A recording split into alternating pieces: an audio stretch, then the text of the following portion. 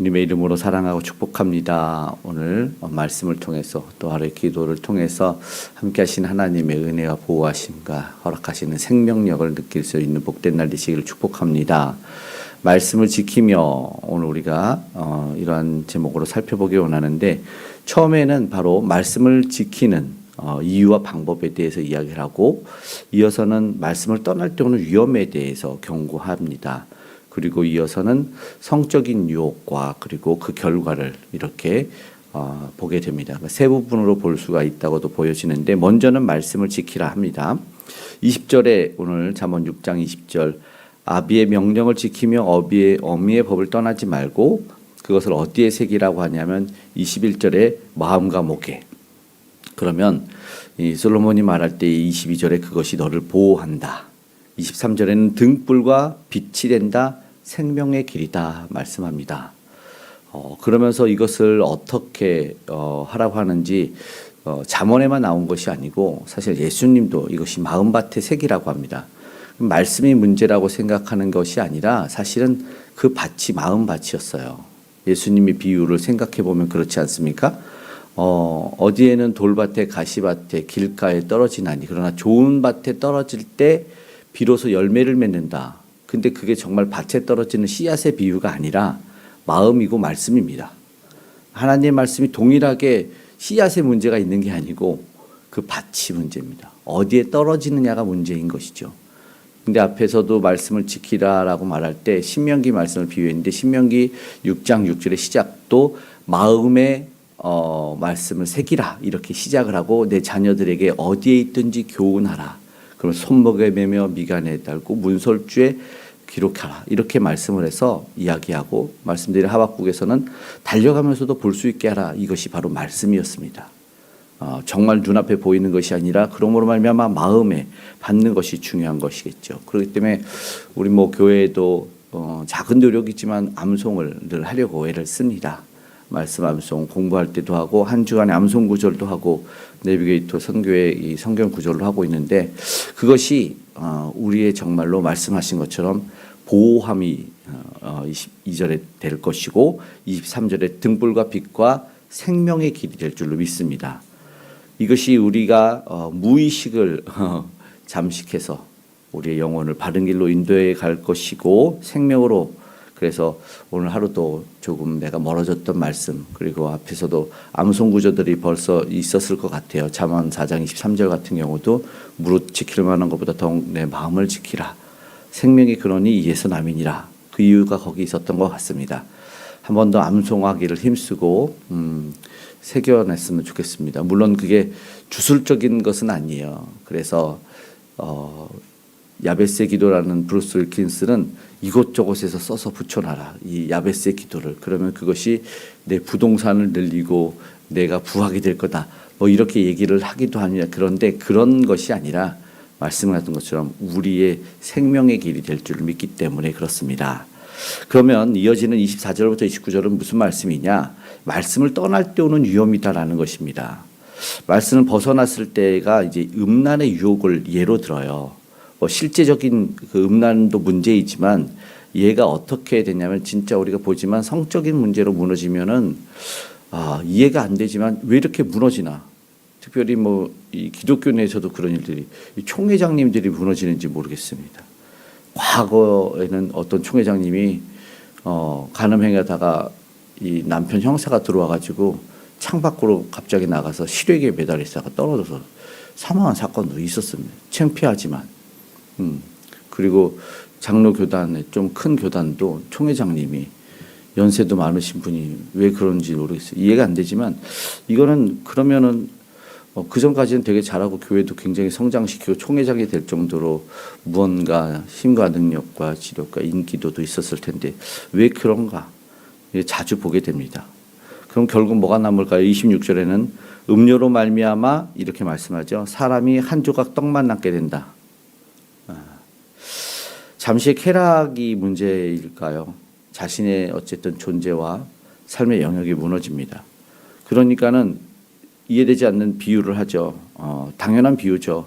사람이 부를 품에 품고서 27절에 옷이 왜 안 타겠냐? 근데 자기들은 능력이 있어서 안 탄다고 생각하는 것 같아요.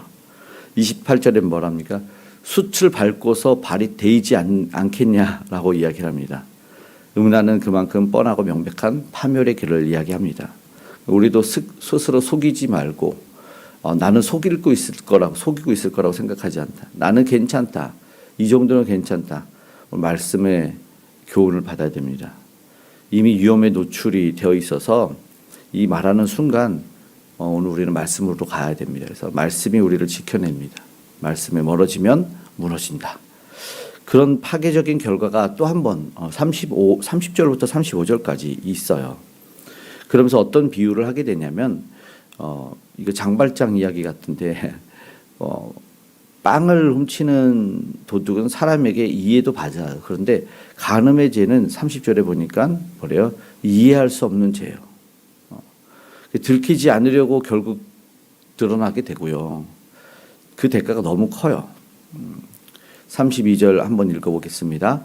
여인과 간음하는 자는 무지한 자라. 이것을 행하는 자는 자기의 영혼을 망하게 하며. 결국은 육신의 쾌락을 쫓으면 이건 성경적인 교훈이죠. 영혼이 망하게 됩니다. 명예가 무너지고 부끄러움을 씻을 길이 없고 33절에는요. 그리고 어떤 보상도 안 돼요.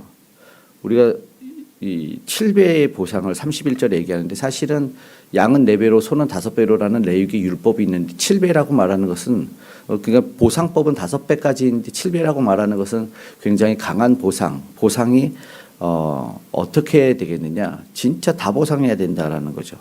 그러나 35절에는 어떤 보상도 받지 아니하며 오늘 이 마지막 절에 많은 선물을 줄지라도 듣지 아니하리라 이렇게 강한 경고합니다. 그러니까 틈을 주지 않습니다. 말씀은. 그러면서 우리는 사실은 이게 누군가를 생각하고 떠올리기보다 스스로를 되돌아봐야 된다라는 것입니다. 왜냐하면 누구나 넘어질 수 있을 것 같습니다. 모르겠어요. 그 위대하신 분들, 대단하신 분들이 넘어지지 않을까요? 그런데 이 새벽에 말씀을 가까이 하는 사람들은 잘 안 넘어질 것 같아요. 왜냐하면 다윗의 비유를 보니까 그렇습니다. 다윗이 해 진력의 옥상을 거닐다가 바로 오늘 이 기록한 솔로몬의 어머니 밧세바를 범하게 됩니다.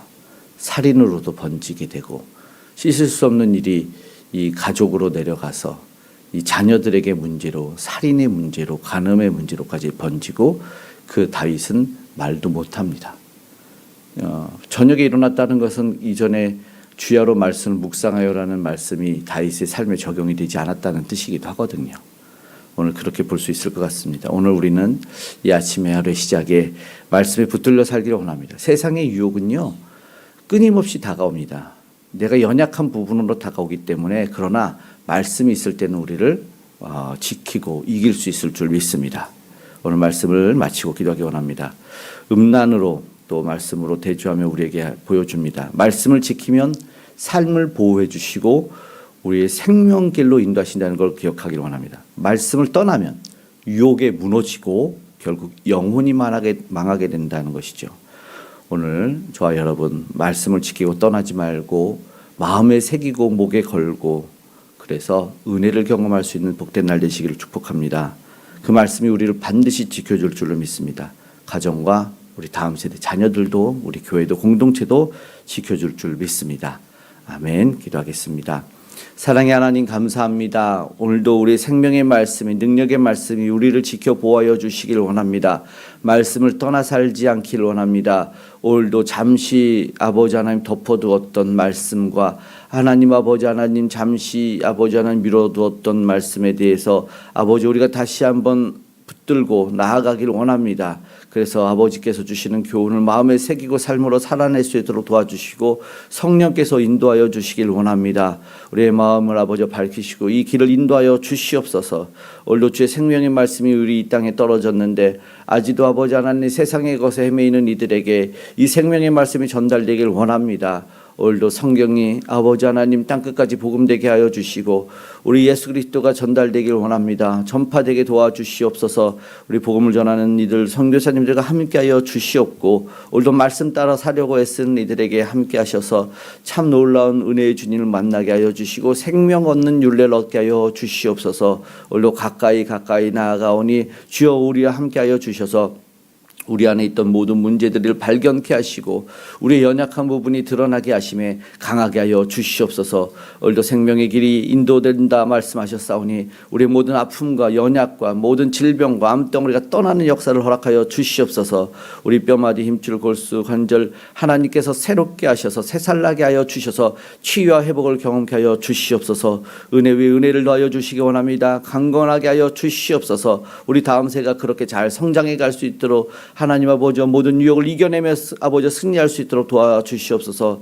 이날 위정자들도 하나님을 경외하며 두려워할 줄 아는 마음이 있게 하여 주시옵고 북녘의 우상들도 무너져 내리는 은혜를 더하여 주시옵소서. 오늘 우리 모든 기도와 간구에 가장 좋은 곳으로 응답하신 하나님을 기대합니다. 주여 도와주시고 함께하여 주시옵소서. 오늘도 동행하시는 이 가정의 은혜가 우리 기업의 은혜가 있길 원합니다. 함께하시는 주님께 감사드리며 고마우신 예수님의 이름으로 기도드리옵나이다. 아멘.